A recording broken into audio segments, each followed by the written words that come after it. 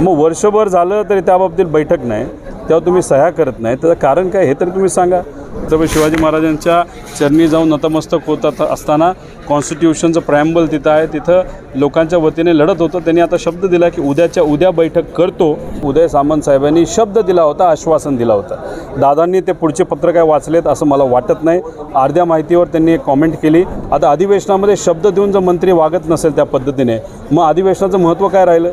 मग आम्ही इथंच बसतो ना. त्याचा अहंकार मतदारसंघातल्या लोकांनी ऑलरेडी मोडलेला आहे. अजून अहंकार जर दाखवायला गेला की येत्या इलेक्शनमध्ये उभा राहा म्हणावं, त्याचा अहंकार अजून मोडतो. 50%च आमदार अधिवेशनात येत नाही, मग 50% आमदारांचा विश्वास विधिमंडळानं उठला आहे का? रोहित पवार यांनी आज थेट छत्रपती शिवाजी महाराज यांच्या पुतळ्यासमोर बसून उपोषण केलं होतं. नक्की विषय काय होता? महाविकास आघाडी सरकार असताना मी स्वतः मंत्री महोदय असतील, अधिकारी असतील यांच्याबरोबर बसून पाठपुरावा करून, करोना असतानासुद्धा सर्वे करून 90% MIDCचा जे काही अडचणी होत्या त्या सोडवलेल्या आहेत. हाय पॉवर्ड कमिटीलासुद्धा कर्जत जामखेडसाठी कर्जत या तालुक्यामध्ये MIDC व्हावी याची परवानगी त्यांनी दिलेली आहे.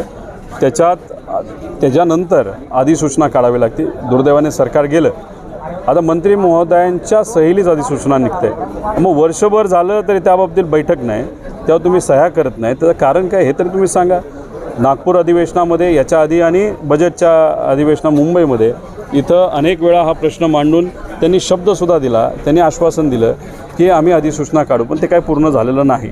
आमच्याकडे दुसरा पर्याय राहिला नाही. छत्रपती शिवाजी महाराजांच्या चरणी जाऊन नतमस्तक होत असताना कॉन्स्टिट्यूशनचं प्रॅम्बल तिथं आहे, तिथं लोकांच्या वतीने लढत होतं. त्यांनी आता शब्द दिला की उद्याच्या उद्या बैठक करतो आणि अधिसूचना हे अधिवेशन संपायच्या आधी करतो. बघू काय करतो. दादा म्हणाले विधानसभेमध्ये की असे प्रश्न जे आहेत ते विधिमंडळात मांडायला पाहिजे, उपोषण करून पर्याय नाही, सुचत नाही. अजितदादांना मी पत्र दिलं, त्या पत्राला अनेक पत्र मी जोडलेली आहेत. त्याच्यामध्ये असंही एक डॉक्युमेंट आहे की अधिवेशनामध्ये उदय सामंत साहेबांनी शब्द दिला होता, आश्वासन दिलं होतं. दादांनी ते पुढचे पत्र काय वाचलेत असं मला वाटत नाही. अर्ध्या माहितीवर त्यांनी एक कॉमेंट केली, पण पूर्ण पत्र वाचले असतील तर मला विश्वास आहे की अजितदादांनी माझ्या बाजूलीच एक स्टेटमेंट तिथं दिलं असतं. आता अधिवेशनामध्ये शब्द देऊन जर मंत्री वागत नसेल त्या पद्धतीने, मग अधिवेशनाचं महत्त्व काय राहिलं? मग आम्ही इथंच बसतो ना. अधिवेशनात जाऊन जर विषय सुटत नसतील, तिथं दिलेला शब्द जर पूर्ण करणं ही त्या मंत्र्याला जबाबदारी वाटत नसेल, तर मग अधिवेशनामध्ये यायचं कशाला? आजसुद्धा 50% आमदार अधिवेशनात येत नाही. का येत नाही? त्यांचे विषयच मांडले जात नाही, त्यांचे विषयच सुटत नाहीत. भाजपचे पण आमदार येत नाहीत. मग सगळ्यांचाच म्हणजे आमदारांचासुद्धा आणि अधिवेशनामध्ये येणाऱ्या आमदारांचे जे काही लोक आहेत म्हणजे मतदार आहेत, त्यांचासुद्धा कुठं ना कुठंतरी विश्वास या अधिवेशनावरनं नाहीतर या विधिमंडळावरनं उठला आहे असं वाटतं. जिल्ह्याच्या राजकारणाचा आणि विशेषतः तुमच्या मतदारसंघाची वादाची किनार जी आहे ती या MIDC लागली आहे का असं वाटतंय? कसं आहे, आम्ही लोकांच्या वतीने लढतो आहे, आम्ही युवांच्या वतीने लढतो आहे. MIDCची अधिसूचना निघाल्यानंतर तिथं जमीन अधिग्रहण करावं लागतं. याला 5-6 महिने जातात. त्यानंतर मग काही कंपन्यांशी आपल्याला बोलावं लागतं, त्यांना इन्व्हेस्टमेंट करायला लावायला लागते आणि त्याला 2 वर्ष निघतात. आता युवा जो माझा पिंपरी चिंचवड, मुंबई नाहीतर इतर भागामध्ये राज्याच्या बाहेर जो आता काम करत आहे, म्हाताऱ्या आईवडिलांना घरी सोडून ह्या बिचारांना काम करावं लागतं, यांच्या वतीने विचार करत असताना MIDC होणं काय महत्त्वाचं नाही का? ही माझी भूमिका आहे. माझ्या विरोधकाला जर चुकीची भूमिका घ्यायची असेल आणि त्याला कामच करायचं नसेल, तो त्याचा विषय आहे. त्याचा अहंकार मतदारसंघातल्या लोकांनी ऑलरेडी मोडलेला आहे. अजून अहंकार जर दाखवायला गेला की येत्या इलेक्शनमध्ये उभा राहा म्हणावं, त्याचा अहंकार अजून मोडतो. विषय तो नाही आहे, विषय हा आहे त्यांना राजकारण सुस्त आहे, आम्हाला समाजकारण, लोकांना हाताला काम देणं हे सुस्त आहे. हाच विचारामध्ये फरक आहे. श्रेयवाद सुरू आहे का? त्याला श्रेय घ्यायचं असेल पाठपुरावा तर करायला लावा. त्याला त्यातलं कळतं का? काय डोकं त्यात कळत नसतं. नुसता थांबवायचं कसं हे कळत असतं. आम्हाला कोर्टात जावं लागलं. माझी सगळी जी 600 कोटीची कामं मला कोर्टातून कुठं उठवायला लागली. तुम्ही कशाला विरोध करताय? तुम्हाला आणायचे असेल तर आणा ना. 600,000 कोटी आणता येतं का? आहे का दमक? ते तुम्हाला जमत नाही, अडवणं जमतं, आम्हाला करणं जमतं.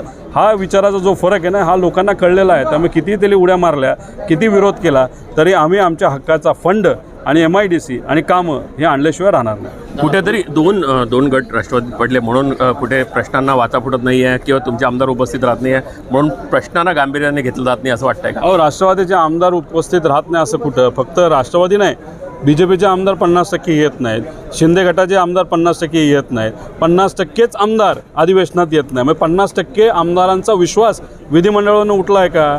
तुम्ही बोलून देत नाही, विषय मांडत नाही, दिलेले शब्द पूर्ण होत नाही. आश्वासन दिलेली आत्तापर्यंत किती पूर्ण झाली बघा. ह्याच्या आधी देशमुख साहेब बसले होते आमदार, त्यांचा विषय सुटला का? नाही सुटला. शब्द दिला. ठीक आहे, देशमुख साहेब कदाचित त्यांच्या ह्याच्यासाठी लढत आहेत, तेही येत्या काळामध्ये मोठ्या प्रमाणात लढतील. आता आम्ही पवार आहोत, आम्ही काही शांत बसणार आहे का? एकदा बघा उद्याची बैठक जर चुकीची घडली तर त्यांना किती महागात पडेल. काय मुद्दा राहील उद्याची बैठक? उद्याची बैठक नाही झाली तर उद्याच्या उद्या जिथं कुठं बैठक असेल तिथं योग्य पद्धतीने सकारात्मक नाही झालं तिथल्या तिथं आम्ही अमरून उपोषणाला बसू. आणि बसल्यानंतर हजारो युवा जर इथं मतदारसंघातून आले नाही तर महाराष्ट्रातून आले तर त्याला पूर्णपणे सरकार जबाबदार असणार. नक्कीच विधिमंडळात प्रश्न सुटत नसल्याचा आरोप जो आहे तो रोहित पवार यांनी या ठिकाणी केला आणि थेट त्यांचे प्रतिस्पर्धी राम शिंदे यांना त्यांनी इशारा दिला आहे की तू कितीही काम अडवून दाखव, मी काम पूर्ण करणार, असा गंभीर इशारा जो आहे तो रोहित पवार यांनी दिला आहे. Krishna sir, Praful Salunkhe, let's up.